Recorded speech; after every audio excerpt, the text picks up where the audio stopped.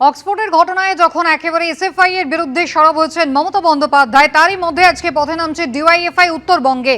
বেকারত্ব বিরোধী দিবস, যেখানে উত্তরকন্যা অভিযানের ডাক দিয়েছে ডিওয়াইএফআই। কথা বলবো আমাদের প্রতিনিধি রাজা চট্টোপাধ্যায় রয়েছেন সরাসরি আমাদের সঙ্গে।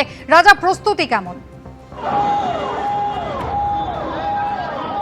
দেখো, প্রস্তুতি তুঙ্গে। আমি এই মুহূর্তে দাঁড়িয়ে রয়েছি উত্তরকন্যার সামনে। তোমাকে উত্তরকন্যার সামনে যে প্রথম যে প্রবেশ পথ, সেই প্রবেশ পথের ছবি তোমাকে দেখাচ্ছি। মুড়ে ফেলা হয়েছে প্রবেশ পথে, প্রচুর পুলিশ বাহিনী এখানে মোতায়েন করা হয়েছে। আমি তোমাকে বলবো যে উত্তরকন্যা থেকে 500 মিটার দূরে যেখানে 30-স্তরীয় নিরাপত্তা করা হয়েছে, ধাপে ধাপে নিরাপত্তা করা হয়েছে, যাতে কোনো রকমভাবেই ডিওএফআই কর্মীরা যাতে এই ঘটনাস্থলে আসতে না পারে, যাতে প্রবেশ করতে না পারে। এবং সেখানে জল কামানের ব্যবস্থা রয়েছে এবং একাধিক পুলিশি নিরাপত্তা একাধিক থানার থেকে, একাধিক জেলার থানার থেকে কিন্তু পুলিশ এখানে মোতায়েন করা হয়েছে। তুমি ছবিতে দেখতে পাচ্ছ, এটা হচ্ছে মূল গেটের ছবি। উত্তরকন্যা যে মূল গেট, সেই মূল গেটের এখানে ছবি। তুমি জানো আজকে বেকারি বিরোধী দিবস, সেখানে ডিওএফআই রাজ্য কমিটির ডাকেই এই করা হয়েছে, আন্দোলন শুরু করা হয়েছে। এবং নেতৃত্ব দিচ্ছেন মীনাক্ষী মুখোপাধ্যায় সহ রাজ্যের একাধিক নেতৃত্ব এখানে রয়েছে। তুমি দেখতে পাচ্ছ সেই প্রস্তুতি। 1টার সময় বেলায় ঠিক 1টার সময় তারা কিন্তু এখানে আসার কথা। কিন্তু তার আগেই যে ছবিটা আমরা দেখতে পাচ্ছি, এই উত্তরকন্যা থেকে 500 মিটার দূরে 30-স্তরীয় নিরাপত্তার ব্যবস্থা করা হয়েছে, যাতে প্রশাসন একেবারে সতর্ক রয়েছে। 30-স্তরীয় নিরাপত্তার বন্দোবস্ত উত্তরকন্যার 500 মিটার আগে। রাজা, ধন্যবাদ।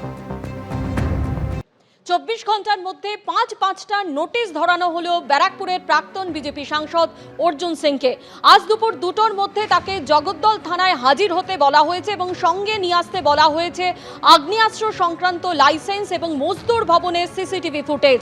সরাসরি এই মুহূর্তে আমাদের সঙ্গে রয়েছেন আমাদের প্রতিনিধি ব্রতদীপ ভট্টাচার্য। ব্রতদীপ, আজকে অর্জুন সিং যাচ্ছেন? দেখো, এখনো পর্যন্ত অর্জুন সিংয়ের তরফ থেকে যেটা জানানো হয়েছে যে পুলিশ তাকে আরও একবার থানায় তলব করলেও তিনি আজকে যেতে পারছেন না।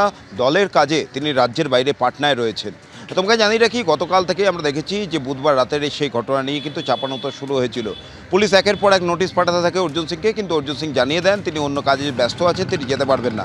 পরবর্তীতে গতকাল বিকেলেই কিন্তু জগদ্দল থানার পুলিশ এই মজদুর ভবনে আসে এবং প্রায় ঘণ্টাখানেক অর্জুন সিংকে জিজ্ঞাসাবাদ করে। সেই জিজ্ঞাসাবাদ করার পর পুলিশ চলে যায়।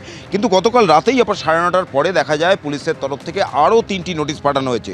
3টি নোটিশের মধ্যে একটিতে বলা হয়েছে যে জিজ্ঞাসাবাদে পুলিশ জানতে পেরেছে যে অর্জুন সিং বুধবারের ঘটনার সময় তার যে লাইসেন্সড আর্মস, অর্থাৎ লাইসেন্স করা যে আগ্নেয়াস্ত্র রয়েছে, সেগুলো নিয়ে ঘটনাস্থলে গিয়েছিলেন। এবং তার পাশাপাশি তাকে বলা হয়েছে যে সেই লাইসেন্স আর্মসের যে নথিপত্র রয়েছে, যে লাইসেন্স রয়েছে, সেগুলো নিয়ে থানায় যেতে এবং কী কারণে তিনি নিয়ে গেছিলেন সেই কারণ পুলিশকে জানাতে হবে। তার পাশাপাশি মজদুর ভবনে সিসি ক্যামেরার যে সমস্ত ফুটেজ রয়েছে, ঘটনার দিনকার, ঘটনার সময়কার, সেই সমস্ত ফুটেজ নিয়ে অর্জুন সিংকে হাজির হতে হবে থানায়। এবং তৃতীয় নোটিশটি অত্যন্ত উল্লেখযোগ্য। তৃতীয় নোটিশে বলা হয়েছে যে বুধবার রাতের ঘটনায় অর্জুন সিংয়ের বিরুদ্ধে এফআইআর দায়ের হয়েছে এবং সেই এফআইআরের ভিত্তিতে পুলিশ এখনও তাকে গ্রেপ্তার করেনি, কিন্তু পুলিশ মনে করছে যে এই ঘটনায় তার যোগ থাকতে পারে, তাকে জিজ্ঞাসাবাদের প্রয়োজন।